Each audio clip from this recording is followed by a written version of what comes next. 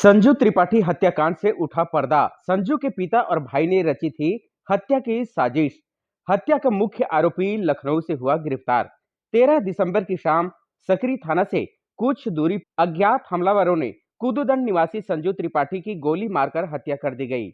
इस हत्याकांड के बाद से ही शक की सुई संजू त्रिपाठी के भाई कपिल त्रिपाठी के आसपास घूम रही थी। आखिरकार बिलासपुर पुलिस ने संजू त्रिपाठी के पिता जय नारायण त्रिपाठी, भाई कपिल त्रिपाठी सहित अन्य आरोपियों को गिरफ्तार कर लिया है। मृतक का भाई मुख्य आरोपी कपिल त्रिपाठी है। बता दें कि घटना के वक्त मृतक अपनी MG हेक्टर कार में सवार था। अज्ञात हमलावर पहले से ही घात लगाए वह घटना स्थल पर मौजूद थे। जैसे ही संजू त्रिपाठी चौक पर पहुंचा, हमलावरों ने कार के दोनों तरफ से 8 राउंड गोली फायरिंग की। गोली मृतक के सर और छाती के आसपास लगने के कारण उसने मौके पर ही दम तोड़ दिया। साइबर सेल की मदद से दिल्ली पुलिस, उत्तर प्रदेश पुलिस और बिलासपुर पुलिस ने हाईटेक तरीके से 11 हत्या के आरोपियों को गिरफ्तार किया है, जिसका बिलासपुर SP पारुल माथुर ने प्रेस कॉन्फ्रेंस में बिलासा प्रेस वार्ता में यह जानकारी दी।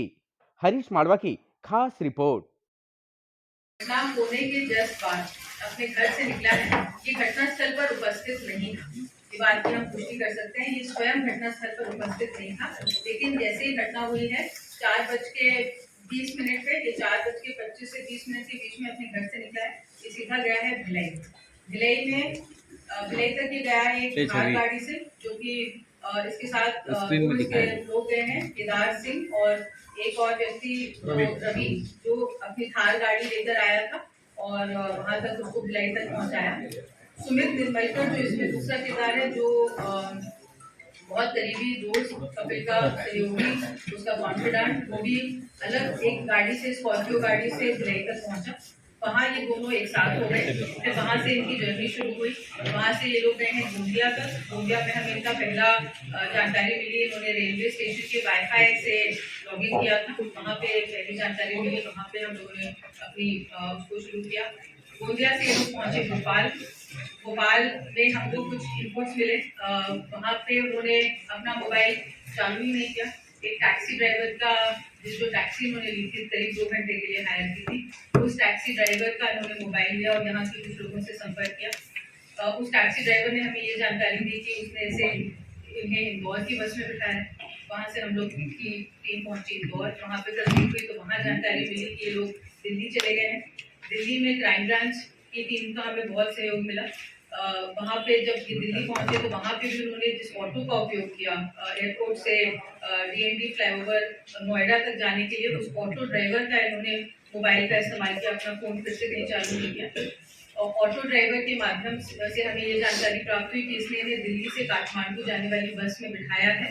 शाम को 7 बजे ये बस निकली है और DND फ्लाईओवर नोएडा के पास बिठाया है। दिल्ली पुलिस ने हमें बहुत सहयोग करके एग्जैक्ट उस बस की जानकारी दी, बस नंबर, ड्राइवर का नंबर, ये इसका कौन सा रूट होगा, ये कितने बजे कहाँ पहुंचेगी। और इस स्पेसिफिक जानकारी के बेसिस में हमने लखनऊ पुलिस से संपर्क किया, जिन्होंने रात के 3 बजे इन लोगों को उस चलती बस में से सुमित निर्मलकर और कपिल त्रिपाठी को उठाया। क्योंकि अगर ये लोग एक बार बॉर्डर क्रॉस करके नेपाल पहुंच जाते तो इनको पकड़ पाना या इन तक पहुंच पाना बहुत अधिक मुश्किल हो जाता। कहाँ पकड़ा की मैडम इनको?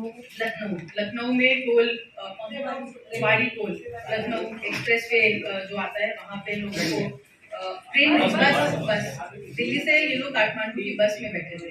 ये लगभग 3 स्टेट का इंटर स्टेट ऑपरेशन माना जाए। यहाँ से हमने इनपुट दिया, दिल्ली ने हमें एक इनपुट दिया, उस इनपुट के बेसिस पे लखनऊ पुलिस ने इन्हें इंटरसेप्ट किया और उनके इंटरसेप्ट करने की थोड़ी देर बाद ही हमारी टीम वहाँ पहुँच गई और इनसे इनको अपने कब्जे में लेके फिर पूछताछ शुरू करी। तो ये तो किस प्रकार से कपिल पकड़ाया गया है। कपिल के साथ कारण क्या था ये बात मैडम? एक कपिल के साथ कौन कौन पकड़ाया लखनऊ में? कपिल और सुमित निर्मलकर, ये दोनों लोग एक साथ ट्रैवल कर रहे थे। भिलाई से सुमित अलग पहुंचा था भिलाई तक अपनी स्कॉर्पियो से, और कपिल अलग पहुंचा था एक थार गाड़ी से, दोनों लेकिन भिलाई में मिलने के बाद उसके बाद इन सभी जगहों पर एक साथ पहुंचे थे। कपिल कारण क्या निकला वो बताइए। घटना का मुख्य कारण, जैसा कि घटना होते ही जो कपिल बताया हल्ला हो गया था कि कपिल ने मारा, ये आपको सबको ये जानकारी आ गई थी। लेकिन कपिल ने मारा है तो आखिर क्यों मारा है, कैसे मारा है, किस प्लानिंग के तहत मारा है, क्या उसका पूरा होगा, इसकी बहुत सारी बातें थी, बहुत सारे कारण थे।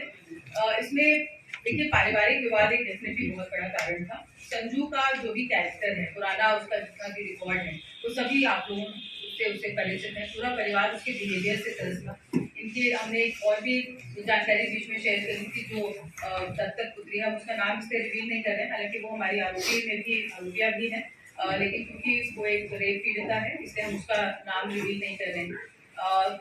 हालांकि उसने कभी कंप्लेंट नहीं करी है, लेकिन फिर भी हम उसका सम्मान, उसकी मतलब उस एस्पेक्ट का हम सम्मान कर रहे हैं। उसके साथ भी इसने जब जबरदस्ती करी तो एक मुख्य कारण ये उभर के आया है कि वो जहाँ पे रहती थी शनिचरी एरिया में, एक जयराम त्रिपाठी की एक प्रॉपर्टी है, जहाँ पे छोटे छोटे मकान है, कुछ दुकानें हैं, वहाँ पे रहती थी इसका हस्बैंड और भतीजा भांजा, हस्बैंड की पूरी फैमिली रहती थी। तो संजू त्रिपाठी का अपने बाप पे बहुत अधिक दबाव था कि पूरी प्रॉपर्टी आप मेरे नाम कर दीजिए, नहीं तो आपके मरने के बाद ये लोग इस पे कब्जा करेंगे, और कब्जा अगर हो जाएगा एक बार तो होगी। तो इस वजह से संजू ने अपने पिता के साथ कई बार मारपीट भी की थी, व्यवहार भी उसका बहुत गलत था। कपिल त्रिपाठी के साथ उसकी एक मारपीट का ऑलरेडी एक एफआईआर पंजीबद्ध है, जिसमें मई में दोनों भाइयों के बीच में काफी भयंकर विवाद भी हुआ था इन सारी चीजों को लेकर। हालांकि इसके पहले तक दोनों भाई मिलकर ही कई तरह के काम करते थे, रसूखदारी में भी इन्वॉल्व थे। एक मर्डर भी इन लोगों ने अनूपपुर में साथ में किया था, जहाँ पे इन्होंने लाश को जाके जलाया था, इस मर्डर में भी ये लोग अंदर गए थे। तो पहले इन दोनों की इतनी दुश्मनी नहीं थी, लेकिन जैसे जैसे ये चीजें खराब होती गई वैसे वैसे दोनों भाइयों के बीच में एक वर्चस्व की लड़ाई होती है। तो जो कपिल के मन में ये बात भी घर कर गई थी कि अगर मैं ऐसे नहीं मरवाऊंगा तो ये मुझे नहीं मारेगा। कई बार इस प्रकार की धमकियां और कि मैं शूटर बुलवा लूंगा या मरवा दूंगा वो दिया गया था। हालांकि कपिल ने भी इस तरह की बातें करी थी, लेकिन संजू ने जिस तरह से इन चीजों को बोला था तो वाकई शायद दोनों भाइयों के मन में ये डर बैठ गया था कि अगर एक दूसरे को नहीं मरवाएगा तो दूसरा पहले को मरवा देगा। इस तरह की एक सिचुएशन डिवेलप हुई थी। साथ ही साथ इस महिला के पति जो है भरत तिवारी के साथ भी संजू ने कई बार मारपीट की थी, उसके साथ बुरा व्यवहार किया था। हालांकि इसकी कोई भी रिपोर्ट इन्होंने नहीं कराई, क्योंकि पूरा परिवार एक तरीके से कपिल त्रिपाठी और जयनारायण त्रिपाठी के ऊपर पूरी तरह से निर्भर था। तो इनके कहने पर ये लोग कुछ भी करने के लिए तैयार थे। जो उनका पूरा प्लान था वो मैं ये बताना चाहती हूँ कि इन्होंने जो प्लान किया था उसके हिसाब से ये डिसाइडेड था कि कपिल घटना स्थल पर नहीं रहेगा। उसका भतीजा आशीष तिवारी और उसका भांजा रवि तिवारी, ये तीनों लोग अपने सर पर लेंगे, क्योंकि इनके पास मोटिव भी था। इसकी पत्नी के साथ जो रेप का एक जो हिस्ट्री हुई थी उसकी वजह से, प्लस इसके साथ मारपीट हुई थी, प्लस और भी दुर्व्यवहार थे। तो ये इनका पूरा प्लान था कि कपिल स्वयं बाहर रहेगा, नेपाल में रहेगा, और नेपाल में रहकर ये इन लोगों को निकाल लेगा, बचा लेगा, मगर इनको पूरा ब्लेम अपने ऊपर लेना था। ये प्लान जो कि अभी उनसे फायर नहीं हो सकता, ये खराब है। तो ये इन पिस्टल्स और कट्टे के साथ ये लोग सरेंडर करते, इस टाइप के लोगों की प्लानिंग बन रही थी। और फिर उसके बाद पूरा जो ब्लेम है वो इन्हीं लोगों पे आता और पुलिस केवल इन्हीं पे फोकस करती, क्योंकि इनसे पिस्टल भी बरामद हो गई है और बाकी सारी चीजें हो गई हैं। तो पूरा का पूरा ध्यान इनकी तरफ ही जाए और कपिल या उसके फादर या बाकी अन्य जो भी इन्वॉल्व हैं उनके ऊपर नहीं जाए। ये तो इनकी प्लानिंग थी। हम लोग को कुछ तो उस रिकॉर्डिंग की वजह से, कुछ बाकी लोगों के बयान की वजह से सब चीज़ें स्पष्ट हो गई हैं। इसमें जो कपिल है उसने अपने सहयोगी प्रेम श्रीवास, इसका प्रेम श्रीवास का इसमें बहुत अधिक महत्वपूर्ण रोल है। प्रेम श्रीवास के माध्यम से ही इन लोगों को सबसे पहले 2 पिस्टल्स बरामद हुई, मतलब इन लोगों को प्राप्त हुई। प्रेम श्रीवास ने इसका संपर्क कराया रायगढ़ के व्यक्ति सप्लायर था।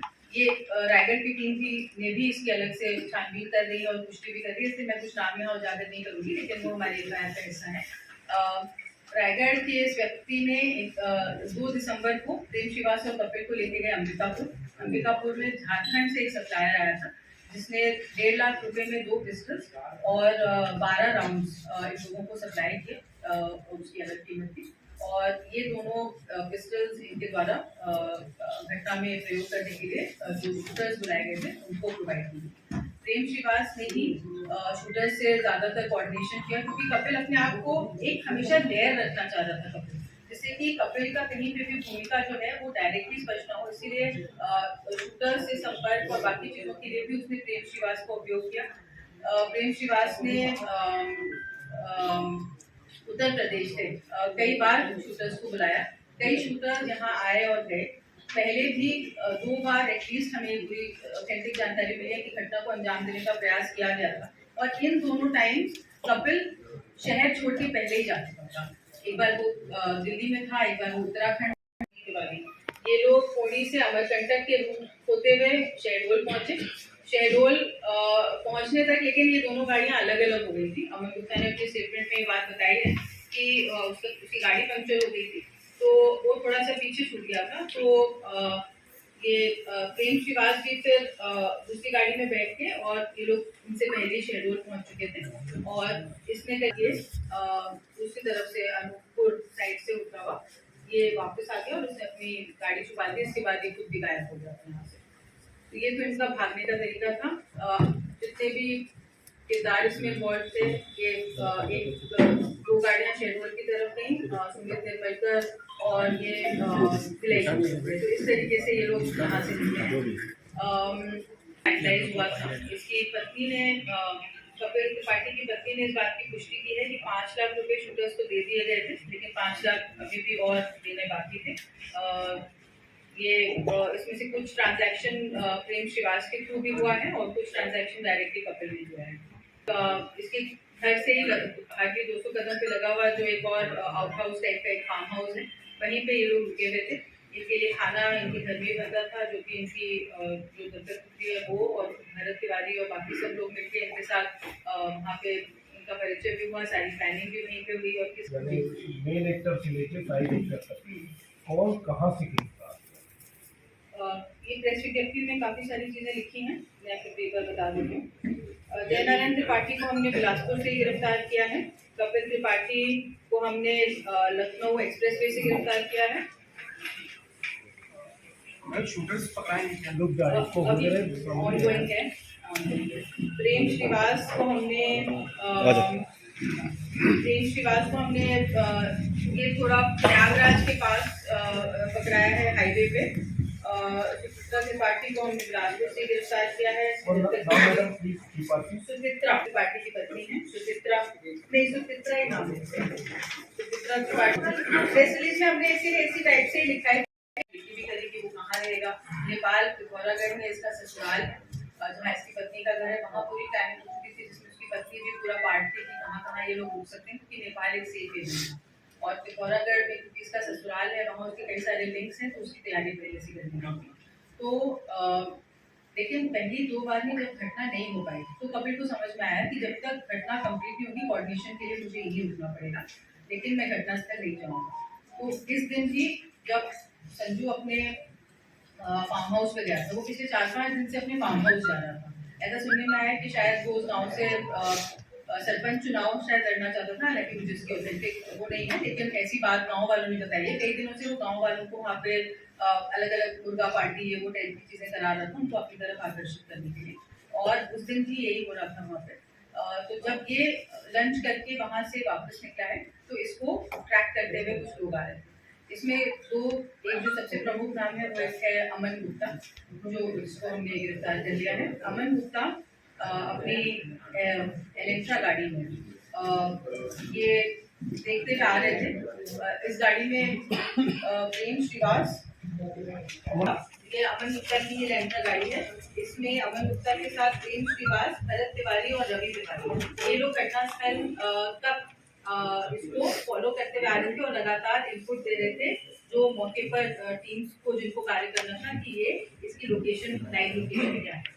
2 गाड़ियां एक्चुअल घटनाक्रम में उपयोग हुई, जिसमें से कि एक शुरुआत से हम लोगों को जो एक आई विटनेस है उसने क्रिटिकल इन्फॉर्मेशन दी थी कि एक नीली गाड़ी थी और एक वाइट डिजायर थी। ये बिल्कुल सही इन्फॉर्मेशन थी, क्योंकि एक नीली बलेनो रवि तिवारी यही लोग ये गाड़ी चला रहे थे। डिजायर गाड़ी में 3 शूटर्स बैठे थे, इनके साथ आशीष तिवारी और राजेंद्र ठाकुर ये बैठे थे। राजेंद्र ठाकुर सुमित निर्मलकर का काफी खास दोस्त है और उसके साथ ये भी सभी आरोपी हैं हमारे। इन लोगों को गिरफ्तार भी कर लिया गया है। राजेंद्र ठाकुर, आशीष और 3 शूटर्स पहले से ही डिजायर में वहाँ पे वेट कर रहे थे। और जैसा कि आप लोग ने देखा होगा घटनास्थल के मतलब जहाँ गाड़ी रुकी उसके जस्ट सामने स्पीड ब्रेकर, तो उसी चीज को का उन्होंने बेनिफिट उठाते हुए गाड़ी को थोड़ा सा सामने अड़ाया। दूसरी तरफ से बलेनो गाड़ी आई और दोनों साइड से उसमें शूटिंग हुई। इसके जस्ट बाद जो डिजायर गाड़ी है वो मुरगई और गई रतनपुर रोड पे। बलेनो गाड़ी भी उसके पीछे पीछे गई और अमन गुप्ता अपनी अलेंट्रा में इनके पीछे पीछे गया। इनको ये सब मिले घोड़ी में। डिजायर गाड़ी थोड़ा सा शायद भटक गई थी क्योंकि शूटर्स लोकल नहीं थे, तो उनको संपर्क करके वापस बुलाया गया। घोड़ी में जब ये मिले तो इन्होंने अपनी बलेनो गाड़ी को वहां से अबैंडन कर दिया, उसको छोड़ दिया। बलेनो गाड़ी जिस व्यक्ति की है उसकी हमने तस्दीक करी है, वो इन्वॉल्वमेंट नहीं मिला है उससे। मतलब फोर्सफुली ये गाड़ी पहले ही कपिल ने अपने पास ले ली थी, तो नहीं मिला है। घोड़ी में जब भाग्य ठाकुर और 2 शूटर्स को, जिसमें से कि एक का कुछ आइडेंटिटीज हमारे पास है, मैं कुछ रिवील करूंगी कुछ नहीं करूंगी क्योंकि अभी भी एक ऑनगोइंग। मैडम शूटर्स कहाँ के थे ये भी थोड़ा बता दीजिए। हाँ, शूटर्स उत्तर प्रदेश और कितने शूटर थे टोटल? Total 5 shooters. मैडम कितने में हायर किया गया फोन को? इनको टोटल 10 लाख, पूरा 10 लाख। और एलेंट्रा गाड़ी जो कि अमन गुप्ता चला रहा था हुए थे और सफलता मिली है। बहुत प्राउड है कि इतने इम्पोर्टेंट और इतने पेचीदा केस में पुलिस को बेहतरीन सफलता मिली है। केस के एक नॉवेल की तरह है, इसमें कई सारे किरदार हैं, कई सारी उसकी हर एक की भूमिका है। ये प्रेस विज्ञप्ति बंटवा रहे हैं, उसके बाद हम सीधे कनेक्ट कर देंगे। हमारी 3 टीमें अभी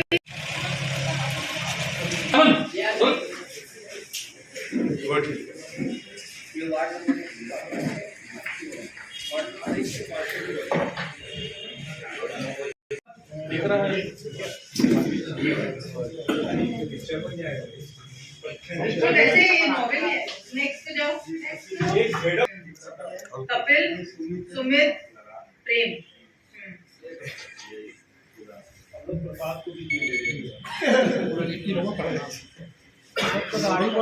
ठीक है, नेक्स्ट लगा दो।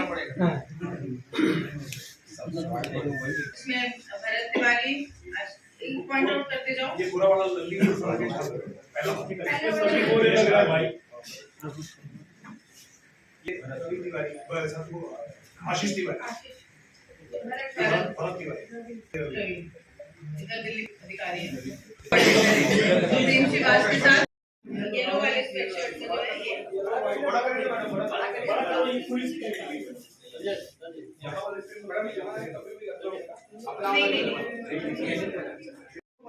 हाँ रुके बस में सो रहे थे लोग आराम से, कभी इन्होंने सोचा नहीं होगा कि इनको